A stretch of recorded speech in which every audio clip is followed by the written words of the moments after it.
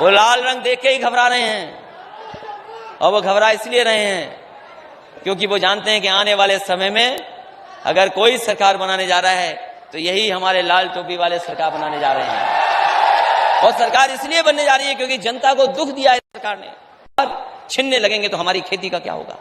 अभी जो 3 कानून पास हुए दिल्ली में, याद रखना किसान भाइयों, ये कानून अगर जमीन तक पहुंच गए, धीमे धीमे ये कारोबार, आपकी खेती बड़े उद्योगपतियों के हाथ में आ जाएगी, बड़े कारोबार करने वाले लोगों के हाथ में चला जाएगा।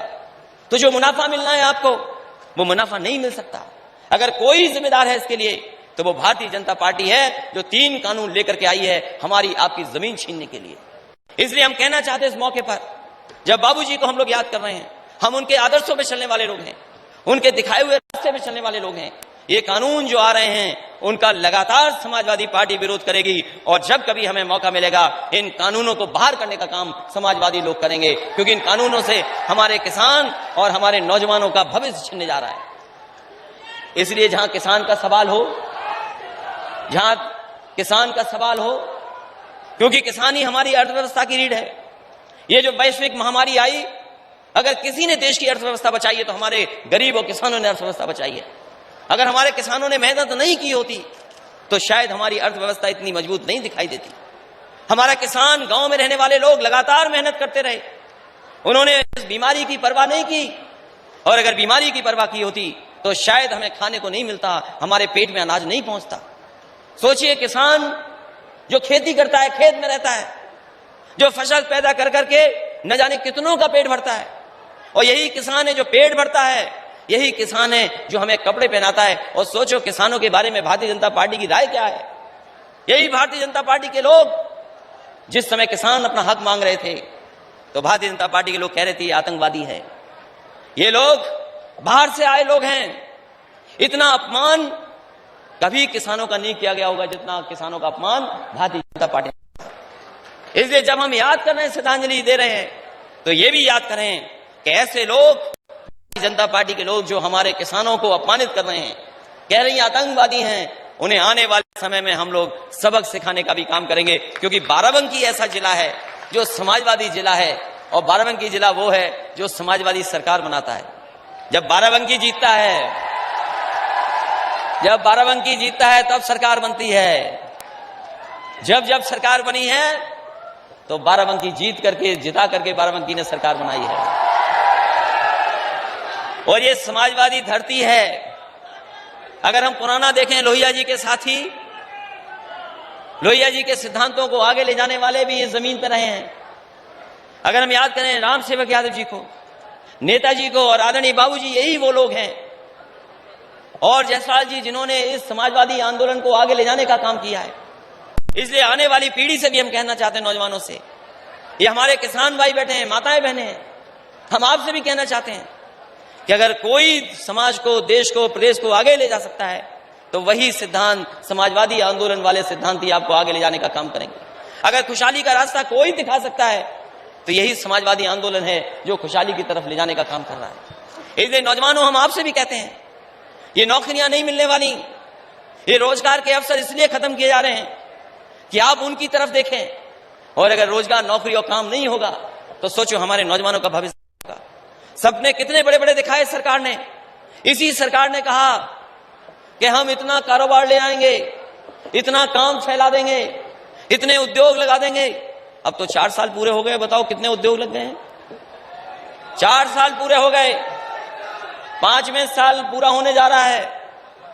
बताओ कहां उद्योग लग गया है।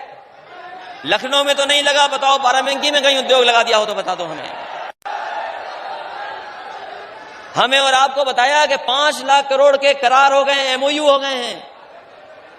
बड़े बड़े उद्योगपति बुलाए गए थे लखनऊ में, बड़े बड़े कारोबार करने वाले लोग बुलाए गए थे, और 5 लाख करोड़ का एमओयू हुआ। आज 4 साल पूरे हो गए, बताए सरकार के एमओयू जमीन पर कितने पहुंचे हैं। यही किसान पथ 10 साल से बन रहा, अभी तक नहीं बन पाया। यही एक सड़क बन रही थी लखनऊ के आसपास, 10 साल से ज्यादा हो गया समय, अभी सड़क नहीं बना पाए। और याद कीजिए, समाजवादियों की सरकार थी, जब समाजवादी काम करते थे तो 22-22 महीने में एक्सप्रेस वे बना करके खड़ा कर देते थे। ये समाजवादियों का काम करने का तरीका है। और ये सरकार हमसे और आपसे क्यों दूर भाग रही है? वो बातें नहीं कहूंगा मैं अपने मुख्यमंत्री जी की कि अगर वो लाल टोपी देख लें तो कितना घबरा जाते हैं।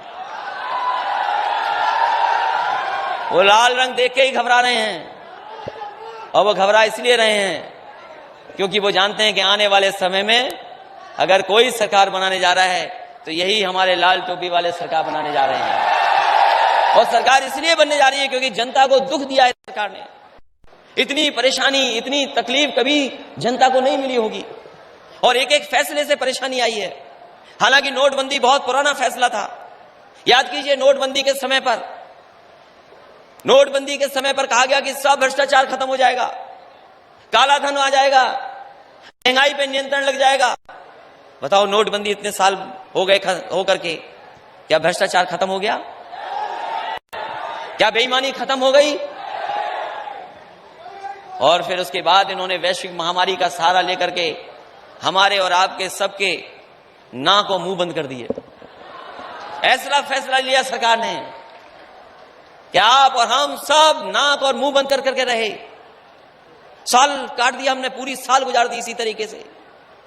वैश्विक महामारी के नाम पर न जाने कितना अपमानित होना पड़ा, कमरों में रहना पड़ा, घरों में रहना पड़ गया। अगर कोई बाहर निकलता था तो पुलिस हमें दौड़ा लेती थी, लाठी मारती थी कि जाओ घर के अंदर। कितना अपमानित होना पड़ा। इतने बुरे दिन हम लोगों ने वैश्विक महामारी में देखे जितने शायद किसी ने भी बुरे दिन नहीं देखे होंगे। कारोबार छिन गया लोगों का, लोगों की नौकरी छिन गई। जो छोटा मोटा कारोबार करते थे सड़क के किनारे, उनका भी कारोबार खत्म हो गया, अब कारोबार नहीं शुरू हो पा रहा है। और यही लोग जो हम लोगों को कभी कभी डंडा दिखा करके डराते थे, ये भूल गए कि इनका भी वेतन सरकार ने काट लिया वैश्विक महामारी के नाम पर। कोई सरकारी कर्मचारी नहीं बचा, कोई सरकारी कर्मचारी नहीं बचा जिसका वेतन न काट दिया हो। और यही पुलिस के वर्दी वाले, पहनने वाले, इनका सबसे ज्यादा वेतन कटा है। तो वैश्विक महामारी के नाम पर हमें और आपको कितनी तकलीफ का सामना करना पड़ा। सुना है कि फिर वैश्विक महामारी का सहारा सरकार लेना चाहती है। सुना है कि वैश्विक महामारी का सहारा लेना चाहती है फिर सरकार, और उसका सहारा लेकर के उत्तर प्रदेश के चुनाव को प्रभावित करना चाहती है सरकार। ये पंचायत का चुनाव बड़ा चुनाव होता है, ये प्रभावित करना चाहती है सरकार। चुनाव नहीं था तो वैश्विक महामारी नहीं थी। बंगाल में चुनाव है, कोई वैश्विक महामारी नहीं है बीजेपी के लिए, लेकिन यहां पर कुछ फेरबदल करना है तो वैश्विक महामारी है यहां पर। इसलिए सावधान रहिए इन लोगों से। ये वैश्विक महामारी के बहाने हमारे आपके हक छीन रही है। वैश्विक महामारी के पीछे हमारे आपके अधिकारों को छीनने का काम हो रहा है। सोचिए आप, वैश्विक महामारी के पीछे 3 कानून ऐसे ले आए जिससे हमारे किसानों की पूरी खेती छिन जाएगी। वैश्विक महामारी चल रही है, कोई कारोबार नहीं हो पा रहा है। जब हमारे गरीब की सबसे ज्यादा मदद होनी चाहिए उस समय बताओ डीजल पेट्रोल कितना महंगा कर दिया। कोई सोच सकता है कि डीजल और पेट्रोल इतना महंगा हो जाएगा? डीजल पेट्रोल महंगा, कीमतें बढ़ती चली जा रही हैं। और याद रखना, जिस समय डीजल पेट्रोल महंगा होता है उसी समय पूरी की पूरी महंगाई आ जाती है। आज महंगाई के खिलाफ नहीं बीजेपी कुछ बोल रही है। याद करिए वो समय जब भारतीय जनता पार्टी के लोग प्याज की माला डाल करके जनता को गुमराह कर रहे थे। महंगाई के लेकर के प्याज की माला डाल के घूमते थे, सिलेंडर को लेकर के दिखाते थे। आज बताओ उज्ज्वला का क्या हालत है? क्या कोई अपना उज्ज्वला का सिलेंडर भरा सकता है? जो कीमत मामूली थी आज कितनी पहुंच गई। हम यही जानना चाहते हैं भारतीय जनता पार्टी से कि जो मुनाफा हो रहा है महंगाई के कारण, आखिरकार ये मुनाफा जा किसके पास रहा है? अगर मुनाफा उद्योगपतियों पे जा रहा है तो हमारे किसानों को क्या लाभ है इसका? इसलिए आपको बहुत सोचना पड़ेगा। जहां ये कानून ला रहे हैं किसानों के लिए, आपकी खेती को छीनने के लिए, और हमारी जो उद्योग कारखाने लग जाने चाहिए थे उनको बेचने का काम कर रहे हैं। अगर सरकारी कंपनियां बिक जाएंगी तो शायद हमें मिलने वाले अधिकार नहीं मिल पाएंगे। इसलिए आज जब हम श्रद्धांजलि के दिन बाबूजी को याद कर रहे हैं तो उन चीजों को भी याद करना जिन चीजों को लेकर के बाबूजी ने अपने जीवन में संघर्ष किया। उन्होंने जीवन भर लोगों को जगाने का काम किया। आज जब हम बैठे हैं तो याद करें कि अगर यही रास्ता भारतीय जनता पार्टी का बना रहा तो जो अधिकार और सम्मान मिलता था वो सब छीन लिया जाएगा। इसलिए आज जब हम लौटे श्रद्धांजलि सभा के बाद तो यही संकल्प लें कि जो बाबूजी ने रास्ता दिखाया था उसी रास्ते पे चल करके हम समाज को और आगे बढ़ाने का काम करेंगे। मुझे खुशी है इस बात की सहयोगी साथी इतनी बड़ी संख्या में आए, आज उन्हें याद कर रहे हैं। वो संकल्प लेकर के भी जाएंगे कि आने वाले समय में जब मौका मिलेगा तो ऐसी ताकतें जो हमारे पिछड़ों के अधिकारों को छीन रही है, जो हमारे अल्पसंख्यक भाइयों को अपमानित कर रही हैं, ताकतें जो हमारे नौजवानों को आगे बढ़ने से रोक रही हैं, उन ताकतों के खिलाफ एकजुट होकर के उन ताकतों को सबक सिखाने का काम करेंगे। यही सच्ची श्रद्धांजलि होगी। इन्हीं शब्दों के साथ मैं अपनी पार्टी के सभी नेताओं को बहुत बहुत बधाई देता हूं। आई हुई जनता का बहुत बहुत धन्यवाद देता हूं। राकेश वर्मा जी को और उनके परिवार के सभी सदस्यों को धन्यवाद देता हूं कि उन्होंने एक ऐतिहासिक फैसला लेकर के जब पहली पुण्यतिथि मना रहे हैं, जब हम लोग मिल करके आदरणीय बाबूजी को याद कर रहे हैं, तो यही सबसे बड़ी श्रद्धांजलि होगी कि आने वाले समय में जो रास्ता उन्होंने दिखाया था उसी रास्ते पे चल करके, उन्हीं आदर्शों को अपना करके, उन्हीं आदर्शों को और आगे बढ़ा करके हम काम करेंगे। आप सबका बहुत